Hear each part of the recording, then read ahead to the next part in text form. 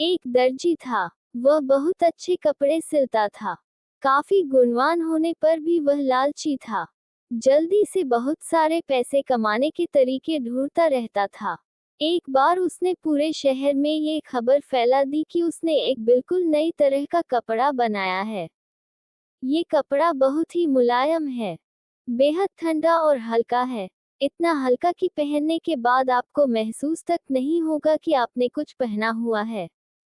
लेकिन ये कपड़ा केवल उन्हीं लोगों को दिखाई देगा जो बुद्धिमान और एकदम भोले भाले हैं और जिन्होंने कभी किसी का बुरा नहीं चाहा। उसने सबको बताया। फिर उसने कपड़े का एक गट्ठर उठाया और सबको दिखाया। असल में वहां कोई कपड़ा था ही नहीं। वह दर्जी केवल ऐसा नाटक कर रहा था जैसे वह कोई कपड़ा सबको दिखा रहा हो। वहां जितने भी लोग थे, सबने कपड़े की बड़ी तारीफ की। वे बोले, वाह कितना बढ़िया कपड़ा है। इसकी बुनाई बिल्कुल नई तरह की है और रंग तो देखो, लाजवाब। अब तुम सोचोगे कि जब वहां कपड़ा था ही नहीं तो लोगों को दिखाई कैसे दिया। अरे भाई, उन लोगों में से जो भी ये कहता कि कपड़ा दिखाई नहीं दे रहा है, उसे सब मूर्ख कहते ना। क्योंकि दर्जी ने कहा था कि कपड़ा बस उसी को दिखाई देगा जो बुद्धिमान और भोला भाला होगा। समझ गए न? हाँ। तो ये खबर राजा तक भी पहुंची। राजा ने दर्जी को बुलाया और कहा, हम चाहते हैं कि तुम उस कपड़े से हमारे लिए एक बढ़िया परिधान तैयार करो। ऐसे कपड़े जिन्हें देखकर सब वाह वाह करने लगे। दर्जी ने कहा, जैसी आपकी आज्ञा महाराज, लेकिन मैं चाहता हूँ कि केवल आपके लिए अलग से कपड़ा बुने। ऐसे सुंदर कपड़े बनाना चाहता हूँ जैसे कि कभी किसी ने न पहने हों। ये बात सुनकर राजा और भी प्रसन्न हो गए। तब दर्जी ने कहा, लेकिन महाराज एक छोटी सी समस्या है। कहो, क्या बात है?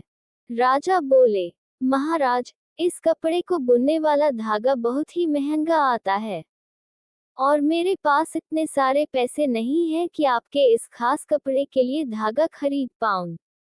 दर्जी ने कहा। राजा बोले, तुम चिंता मत करो, जितना चाहो उतना महंगा धागा खरीद लो, लेकिन हमारा परिधान बिल्कुल अलग होना चाहिए। दर्जी तो यही चाहता था ना। उसने ढेर सारे पैसे ले लिए।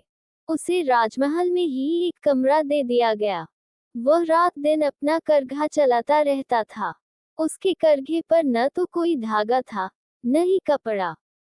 वह बस ऐसे ही नाटक करता था, जैसे कि बहुत व्यस्त है। राजा के सभी दरबारी एक एक करके कपड़े को देखने आए। सभी ने कपड़े की बहुत तारीफ की। काफी दिन राजमहल में आराम से रहने के बाद एक दिन दर्जी ने राजा से कहा, महाराज, आपका परिधान तैयार है। उसने अपने हाथ आगे बढ़ाकर राजा को कपड़ा दिखाया। राजा ने भी कहा, वाह बढ़िया है, जबकि दर्जी के हाथों में कुछ था ही नहीं। अब राजा ने राज्य में घोषणा करवाई कि वे अपने नए परिधान को पहनकर पूरे नगर में घूमेंगे, जिससे कि सब उनके सुंदर कपड़ों को देख सकें। सभी लोग घरों से निकलकर सड़कों के किनारे पर खड़े हो गए। राजा महल से निकले और एकदम गर्व के साथ आगे बढ़े। सभी प्रजाजन बोले, वाह कितना बढ़िया परिधान है। तभी एक छोटा सा बच्चा बाहर आया और बोला, महाराज ने तो कपड़े ही नहीं पहने हैं। तब सबको समझ में आया कि कोई कपड़ा नहीं है। एक बच्चे से ज्यादा भोला भाला तो कोई भी नहीं होता, फिर उसे कपड़ा दिखाई क्यों नहीं दिया। सबने अपनी नजरें नीचे झुका ली। राजा का हाल तो बहुत ही बुरा था। बेचारे तेजी से महल की ओर भागे। उसके बाद दर्जी का क्या हुआ ये तो बस पूछो ही मत। राजा ने आदेश दिया कि वह अपने ही बनाए गए इस कपड़े को पहनकर राज्य भर में घूमे। मिल गया न उसे लालच का फल।